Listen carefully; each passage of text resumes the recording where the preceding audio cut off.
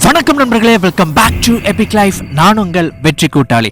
இந்த பதிவின் மூலமா ஒரு வீடியோவில் ஒரு நண்பர் ஒருத்தர் கேள்வி கேட்டிருந்தாருங்க.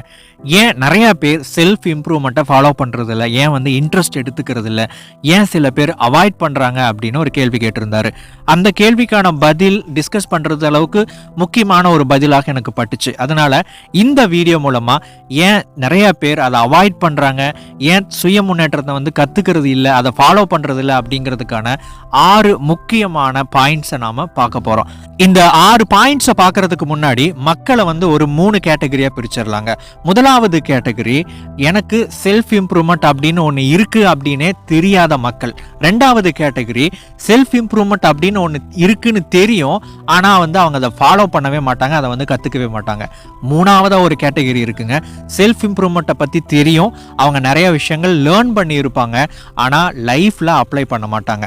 இப்போ இந்த 3 கேட்டகரியில் இருக்கக்கூடிய மக்களுமே ஏன் செல்ஃப் டெவலப்மெண்ட், செல்ஃப் இம்ப்ரூவ்மெண்ட் கண்டென்ட்டை அவங்களுடைய லைஃப்ல அப்ளை பண்றதுல அவாய்ட் பண்றாங்க அப்படிங்கிறதுக்கான 6 முக்கியமான காரணங்களை இப்ப பார்க்கலாம்.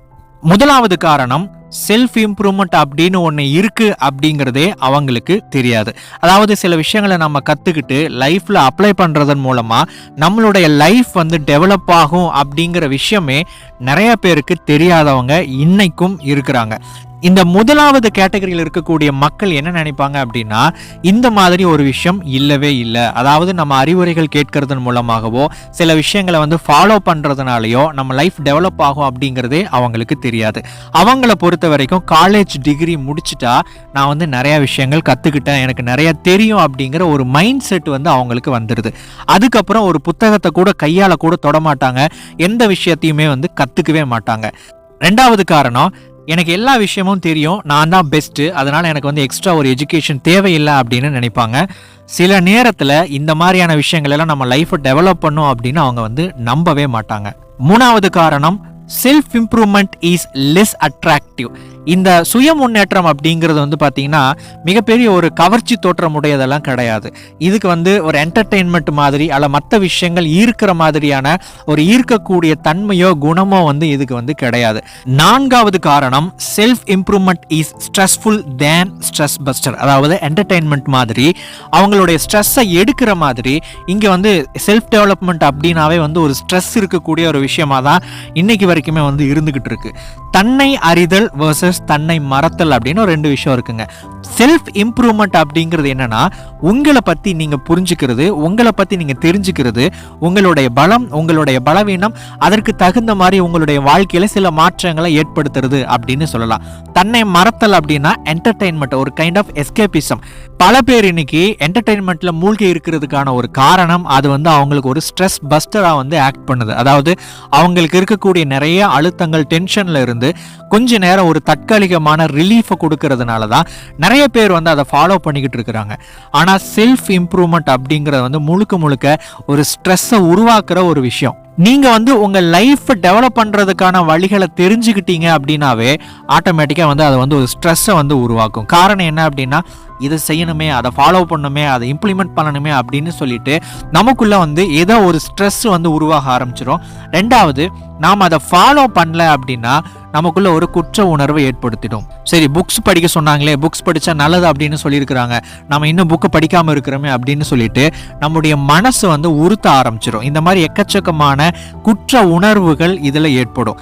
மூணாவது, குழப்பங்களை ஏற்படுத்தும். அவங்க ஒன்று சொல்றாங்க, இவங்க ஒன்று சொல்றாங்க, பில் கேட்ஸ் ஒன்று சொல்றாரு, வாரன் பஃபெட் ஒன்று சொல்றாரு, எதைத்தாயா ஃபாலோ பண்றது அப்படின்னு சொல்லிட்டு பல பேருக்குள்ள ஒரு கன்ஃபியூஷனை ஏற்படுத்திடும். அதுக்கப்புறம் போர் அடிக்க ஆரம்பிச்சிடும். கொஞ்ச நாள் ஃபாலோ பண்ணுவாங்க, போர் அடிக்க ஆரம்பிச்சிடும், திரும்ப அவங்களுடைய பழைய வாழ்க்கைக்குள்ள போயிடுவாங்க. இந்த மாதிரி எக்கச்சக்கமான விஷயங்கள் இந்த செல்ஃப் இம்ப்ரூவ்மெண்ட்ல இருக்கு.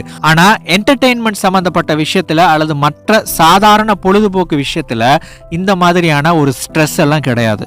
என்டர்டெயின்மெண்ட் அப்படிங்கிறது முக்கியம் தான், உங்க வாழ்க்கையினுடைய முன்னேற்றத்திற்கு அதை நீங்க பயன்படுத்திக்கவும் முடியும். ஆனா அதை நீங்க சரியா பண்ணினா மட்டும்தான் உங்களுக்கு உண்மையான டெவலப்மெண்ட் அப்படிங்கிறது கிடைக்கும்.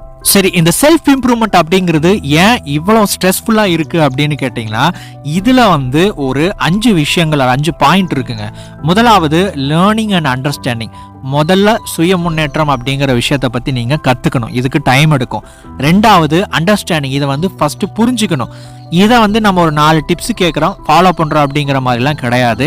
இதில் வந்து உங்களுடைய மனநிலை சம்மந்தப்பட்ட விஷயங்கள், உங்களுடைய நம்பிக்கைகள் சம்மந்தப்பட்ட விஷயங்கள், உங்களுடைய ஹேபிட்ஸ் சம்மந்தப்பட்ட விஷயங்கள், இந்த மாதிரி நிறையா இருக்குது. அப்போ இதை வந்து அடிப்படையான விஷயத்தை நாம் புரிஞ்சுக்கணும். ஒருத்தங்களுக்கு ஒர்க்கான ஒரு விஷயம் இன்னொருத்தங்களுக்கு ஒர்க் ஆகாது. அப்போது அதை வந்து அடிப்படையாக வச்சுக்கிட்டு எனக்கு எது ஒர்க் ஆகும், எனக்கு எது ஒர்க் ஆகாது அப்படின்னு முதல்ல புரிஞ்சுக்கிறதுக்கு முயற்சி பண்ணணும். அடுத்தது சில நம்பிக்கைகள் அல்லது பழக்க வழக்கங்களை மாற்றணும் அல்லது புதுசாக வந்து உருவாக்கணும். மூணாவது நம்ம சில சேலஞ்சஸை ஃபேஸ் பண்ணணும், நம்முடைய கம்ஃபர்ட் ஜோனை தாண்டி வெளியே வரணும். அடுத்தது ஆக்ஷன் எடுக்கணும், எவால்வ் ஆகிக்கிட்டே இருக்கணும். அதாவது நம்ம வந்து மாறிக்கிட்டே இருக்கணும், செயல் செஞ்சுக்கிட்டே இருக்கணும். அதுக்கப்புறம் நம்ம எக்ஸ்பீரியன்ஸில் இருந்து கற்றுக்கணும். இங்கே இருந்து தான் ஆக்சுவல் லேர்னிங் அப்படிங்கிறது ஆரம்பிக்குது. உண்மையாகவே இந்த இடத்துல இருந்து தான் நீங்கள் கற்றுக்கவே ஆரம்பிக்கிறீங்க. அப்போ இதுக்கு முன்னாடி பண்ணுற விஷயம் எல்லாமே, நீங்கள் புக்ஸ் படிக்கிறது, வீடியோஸ் பார்க்குறது, இது எல்லாமே நீங்கள் வந்து ஒர்க் அவுட் பண்ணும்போது சில விஷயங்கள் ஒர்க் ஆகும், சில விஷயங்கள் ஒர்க் ஆகாது. அது ஏன் ஒர்க் ஆகலை, இது ஏன் ஒர்க் ஆகுது, அவங்களுக்கு எப்படி நடந்துச்சு அப்படின்னு சொல்லிட்டு பல விஷயங்களை ஒன்றா வந்து புரிஞ்சுக்கும் போது, அனுபவ ரீதியாக புரிஞ்சுக்கும் போது அங்கே தான் நீங்கள் உண்மையாக கத்துக்கவே ஆரம்பிக்கிறீங்க. இப்பதான் நீங்க ஸ்டெப் 1ல இருக்கிறீங்க. இங்க இருந்து நீங்க ஆரம்பிக்கணும். இதனாலதான் செல்ஃப் இம்ப்ரூவ்மெண்ட் அப்படிங்கிற விஷயம் வந்து கொஞ்சம் ஸ்ட்ரெஸ்ஃபுல்லா இருக்கு. 5வது முக்கியமான ஒரு காரணம், இன் self improvement you are on your own. இந்த செல்ஃப் இம்ப்ரூவ்மெண்ட்டை பத்தி பேசக்கூடிய நிறைய பேர் பேசாத ஒரு முக்கியமான ஒரு டாபிக் என்ன அப்படின்னா, you are on your own. நீங்கள் ஒரு வீடியோ பார்க்குறீங்க, நிறையா சேனல்ஸை வந்து ஃபாலோ பண்ணுறீங்க, புக்ஸ் வந்து நீங்கள் ரெகுலராக ரீட் பண்ணுறீங்க அப்படின்னா, இதை கேட்டுகிட்டே இருக்கும்போது, வீடியோஸ் பார்த்துக்கிட்டே இருக்கும்போது, புக்ஸ் படிச்சுக்கிட்டே இருக்கும்போது உங்களுக்குள்ளே வந்து ஒரு கைட் பண்ணுற மாதிரியான ஒரு ஃபீலிங் இருக்கும். யாரோ ஒரு புண்ணியவா நம்மளை கைட் பண்ணுறாங்க அப்படிங்கிற மாதிரி இருக்கும்.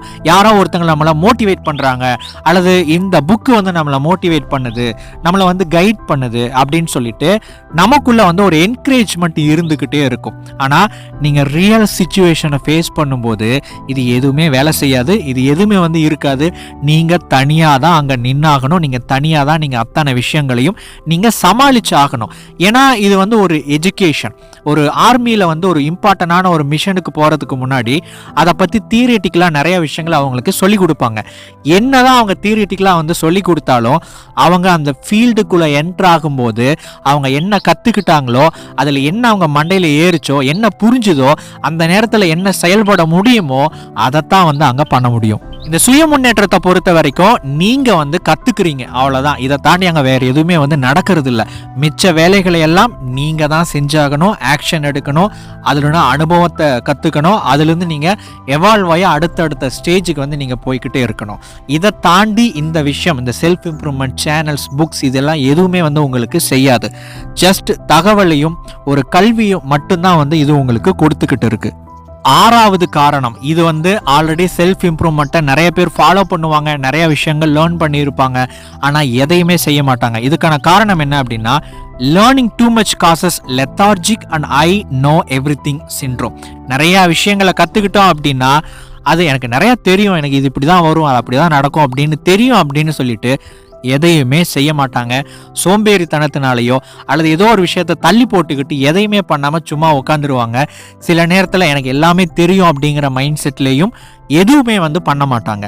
நமக்கு ஒரு விஷயம் தெரியும் அப்படின்னா அதை நம்ம வந்து செஞ்சு காமிக்கணும். நம்ம அதை வந்து கரெக்டாக செய்ய முடியல அப்படின்னா நமக்கு எதுவுமே தெரியல அப்படின்னு அர்த்தம். செல்ஃப் இம்ப்ரூவ்மெண்ட்டுக்கும் இந்த கதை பொருந்தும்.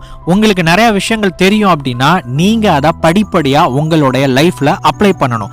முதலாவது என்ன பண்ணணும், ரெண்டாவது என்ன பண்ணணும் அப்படின்னு சொல்லிட்டு நீங்கள் ஒவ்வொரு விஷயங்களா ஸ்டெப் பை ஸ்டெப்பாக போகணும். ஸோ நண்பர்களே, இதுதான் செல்ஃப் இம்ப்ரூவ்மெண்ட்டை நிறைய பேர் அவாய்ட் பண்ணுறதுக்கான முக்கியமான 6 காரணங்கள். இந்த வீடியோ பத்தின உங்களுடைய மேலான கமெண்ட்டை கீழே கமெண்ட் செக்ஷன்ல பதிவு பண்ணுங்க. அடுத்த வீடியோ பதிவுல மேலும் ஒரு பயனுள்ள தகவலோடு உங்களை சந்திக்கிறேன். தேங்க்ஸ் ஃபார் வாட்சிங்.